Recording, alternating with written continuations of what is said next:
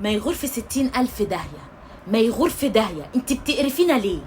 تروحي تجيبي لي واحد بخيل يغور في داهيه، تجيبي لي واحد نسوانجي قذر ما يغور في داهيه، تروحي تجيبي لي واحد تحطي ايدك في الزباله وتطلعي ناس، وتجيبي لي واحد ما بيعملش اي حاجه غير انه عايزك تصرفي عليه، بتصرفي لي عليه، عامله المحتوى عشان تصرفي لي عليه، ما يغور في 60 داهيه.